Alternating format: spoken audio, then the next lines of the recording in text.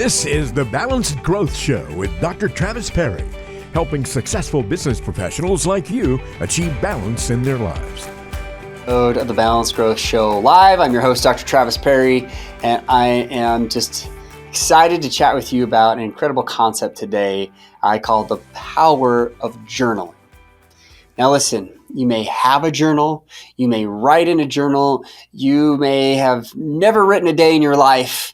I'm here to tell you that it is a phenomenal practice, and that if you're not doing it, you should definitely try it. There is no right or wrong, and I want to really kind of dispose of some myths, but also give you some of my personal experience, a little bit of some research, just a tiny bit, of how this can be helpful for you, your business, your relationships, and even your stress levels. So the power of journaling. Now listen, I've always been a journaler. It's something that my parents have instilled in me, and quite honestly, in my faith, it's something that I felt I've always done better to journal what's going on in a journal daily or weekly about my thoughts, my feelings, things that have transpired. I've gone on adventures and been able to journal about it. And I've actually spent 2 years in a foreign country as a missionary and journaled literally every day about those experiences, which were just incredible. Now, what does that have to do with business and balance and growing? Quite honestly, everything. I'll tell you why. On the balance side, our brain really needs to let go of a lot of these things that we're holding on to. I had a coach a long time ago, Dave Crenshaw, who wrote The Myth of Multitasking, and he was an E-Myth coach before he met me and certified me as a time management guru with his company. Well, called Time Gym back then. But as we were in the training, he was very adamant of explaining and having me teach his clients as a certified coach that our brain is not a collection point. Well, I first have to tell you, well, what's a collection point? So a collection point is a place where you have data that needs to be sorted, sifted, dealt with, like a to-do list, email accounts, voicemail, text messages, social media. Am I making you stressed yet? Don't go and check all those things right now, but you should have a system for that. I teach that system in the Balanced Growth Method. But for now, I want you just to remember that it's just your brain shouldn't be a collection point, shouldn't be a place where you try to store data. And here's the psychological reason. Psychological reason is our brain doesn't actually like to store long-term, really important information. It likes to put it in a storage bin for us to tap into as needed. But if we haven't taken care of it, it will actually kind of circle around and cycle around into our short-term memory to try and remind us. This is why it's really important to write things down, get them out of our brain, because number one, it reduces stress.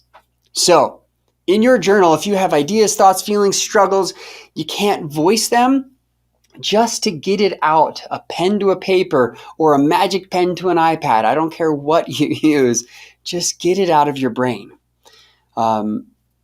Number two is that it actually will enable you to be more in tune with how you're feeling.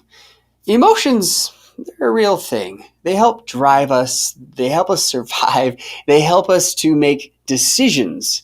And you logical, analytical people out there who would differ with me on this and say, no, we're all logical creatures and I only make decisions based on logic, I call baloney.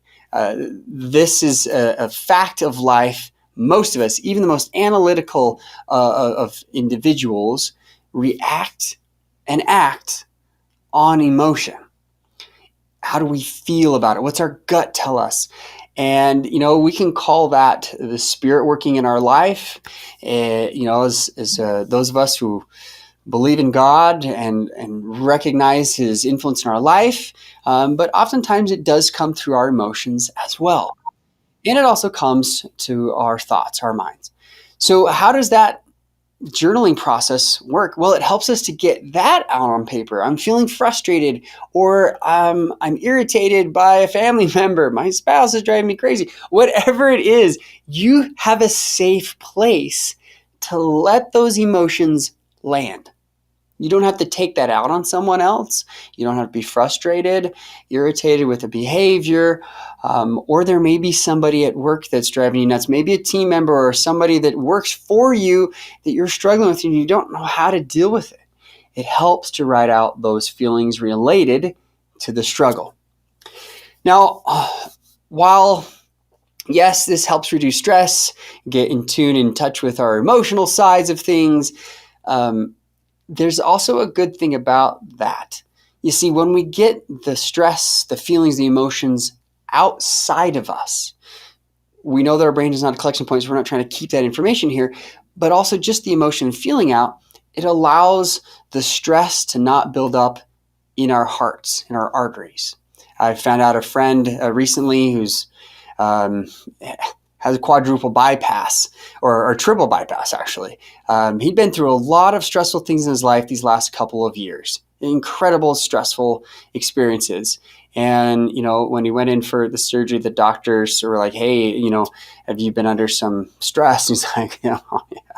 And that is a huge cause for heart-related buildup and disease. And I know for a fact that's what's gotten me to this point, from being a financial advisor to studying psychology, human development, family relations at a doctoral level to try to discuss balance. Because I really believe that my father passed away earlier than he should have in his life, at 49, from a stress-related heart disease.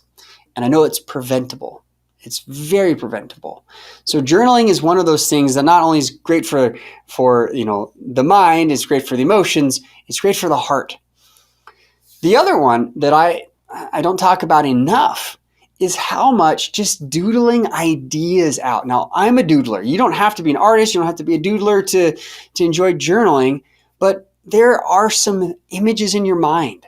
There are diagrams, there are grids, there are systems, there are workflows that you just have no other place to put than in a journal. So I have a personal journal at home. It sits next to me right there on my nightstand. And every night, that's my practice. Like, I will journal out thoughts, ideas, stressful things, problems, etc. And sometimes business ideas will come, right? After I say my prayers, honestly, that revelation comes to me, those ideas come, and I just write with it and I flow. And in the morning, a lot of times I'll go and I'll take a picture of that and email it to myself. So I'll have it in the morning because of ideas that come about the business. I also have sitting on my desk over here in my office here, a business journal that when I have ideas, not to-do lists, not items of, checklists that I have to, do, or projects, but ideas, thoughts. I will draw them out. I will diagram those things.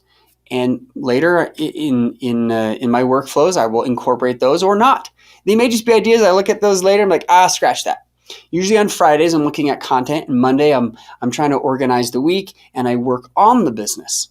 So I will look at those ideas and rip them out, scratch them off, or I will decide on what I should do and how to implement. Most of the greatest ideas I've ever had in business have come from journaling.